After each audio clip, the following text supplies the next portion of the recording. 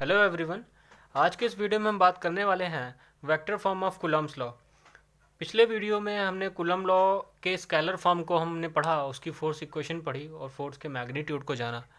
आज के इस टॉपिक में हम कूलम्ब लॉ के फोर्स के डायरेक्शन के बारे में बात करेंगे, क्योंकि हमें पता है कि force is also a vector quantity. तो हम कूलम्ब लॉ के फोर्स को वेक्टर फॉर्म में हम डिनोट करेंगे, जिससे हमें फोर्स की डायरेक्शन को पता चलेगा। पहले की तरह ही हम दो चार्ज लेट कर लेते हैं कोऑर्डिनेट एक्सिस पे। This is X axis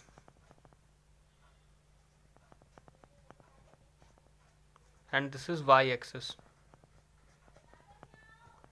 so now we will let two point charges, दो पॉइंट चार्ज लेट करेंगे। Say this charge will be Q1 and this charge will be Q2. This charge will be Q1 and this charge is Q2, and the distance between them is fixed. Now let us consider a position vector from origin to Q1 is R1 vector, और इसी तरह हम Q2 से Q2 का position vector late करेंगे which is R2। क्योंकि हम vector form में बात कर रहे हैं तो आगे वेक्टर क्वांटिटीज़ को हम यूज़ करेंगे इसमें। हमें पता है कि दो पॉइंट चार्जेस हैं और दोनों सेम नेचर के हैं। इसका मतलब ये हुआ कि अगर इन दोनों को हम पास लाएंगे तो they will feel some repulsion. It means that there is some repulsive force between them. तो ये वाला जो Q2 चार्ज है ये Q1 चार्ज से रिपल्सिव फोर्स फील करेगा, और वो फोर्स होगा और उसकी डायरेक्शन इस तरह होगी, इस तरफ होगी, और उस फोर्स को हमने नाम दे दिया F21, force on second charge due to first. इसको इस तरह भी हम पढ़ सकते हैं। और same way in Q1 charge force will be F12 vector. Now let us take the displacement of the force.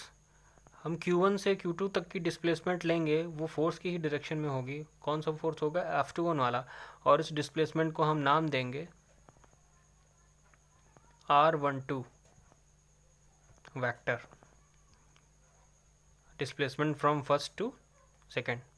और सिमिलरली हम इसी तरह फ्रॉम Q2 टू Q1 हम डिस्प्लेसमेंट लेट करेंगे R21 from second to first. both displacement are have same magnitude but opposite direction. So now let us take Coulomb's law and let us calculate the force, Coulomb force on Q2 charge and also on Q1 charge. Q2 charge पे हम force निकालेंगे तो F21 हो जाएगा Q2 charge पे force. तो हमें Coulomb law से पता है कि फोर्स की इक्वेशन क्या होती है, which is K Q1 Q2। अब यहाँ पर जो डिस्टेंस होगा वो एक्चुअल में हम वेक्टर फॉर्म को जब डील कर रहे हैं तो हमें डिस्प्लेसमेंट लेना होगा, और इसका जो डिस्प्लेसमेंट होगा वो होगा R12 which is a magnitude का स्क्वायर। किसी भी वेक्टर की डायरेक्शन निकालने के लिए हमें उसको यूनिट वेक्टर से मल्टीप्लाई करना पड़ता है। तो इसका यूनिट वेक्टर हो जाएगा R12 कैप। यूनिट वेक्टर क्या होता है? ऐसा वेक्टर, यूनिट वेक्टर एक ऐसा वेक्टर होता है जब हम किसी एक वेक्टर को उसके मैग्नीट्यूड से डिवाइड कर देते हैं तो वो यूनिट वेक्टर बन जाता है। क्या होता है? मान लीजिए, सपोज कर लीजिए there is some A cap, this is called unit vector,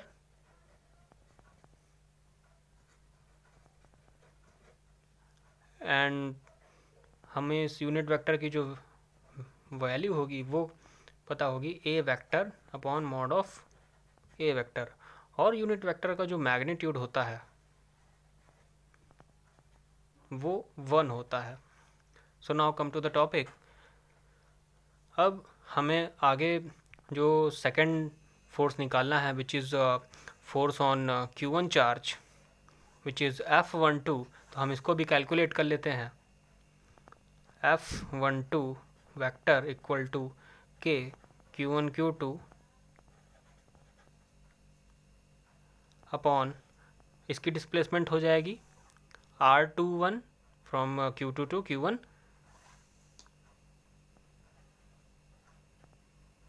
magnitude लेंगे, डिस्टेंस स्क्वायर हो जाएगा उसका। इसका यूनिट वेक्टर हम लेंगे तो किसका क्या सेम है, इसका जैसे इसमें था वैसे ही इसमें हो जाएगा R21 का कैप। सुनाओ, अब हमें जो अभी पहले हमने बता चुके हैं कि बोथ पोजीशन वेक्टर्स और we can say both displacement vectors, these are the both position vectors and these are displacement vectors, ये दोनों अपोजिट डायरेक्शन में हैं बट सेम मैग्नीट्यूड रखते हैं। इसका मतलब ये हुआ कि इनका जो मैग्नीट्यूड होगा वो सेम होगा। इसका मतलब है कि R12 vector will be R21 vector. Magnitude तो सेम है लेकिन जब डायरेक्शन डिफरेंट है, डायरेक्शन अपोजिट है, तो हमें वहाँ पर एक नेगेटिव साइन लेना पड़ता है as of vector quantities. So this is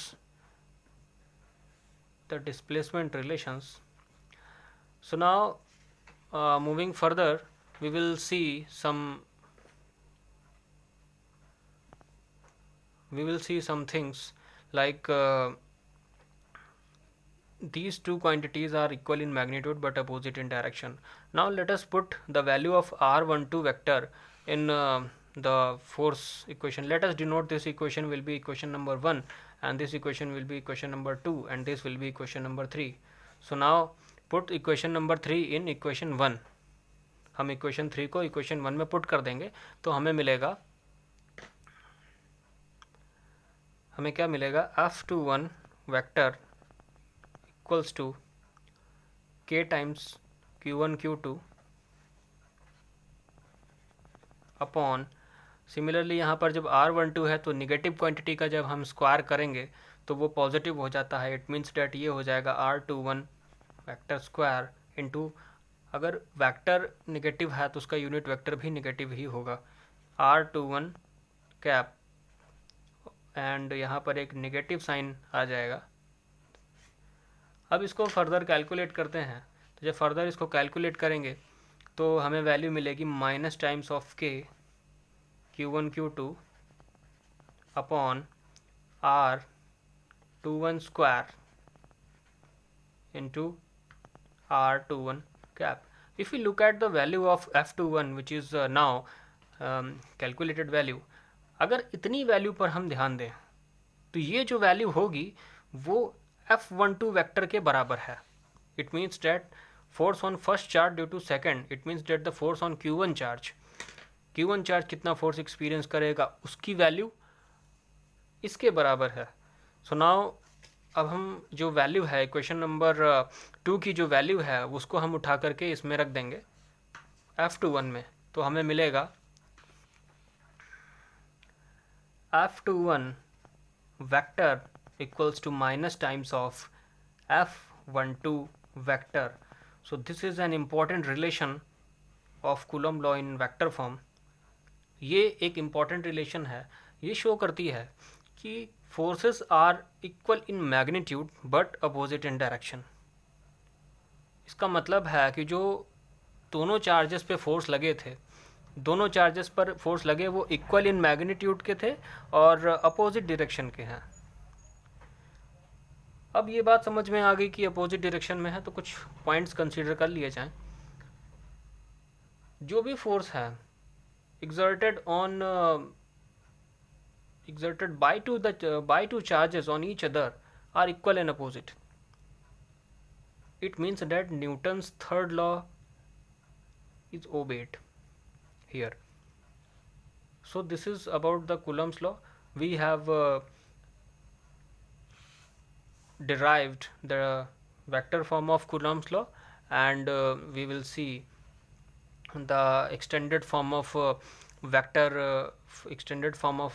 form of Coulomb's law further.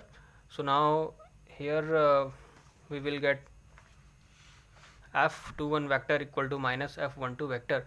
यहाँ से हमें ये मिल गया।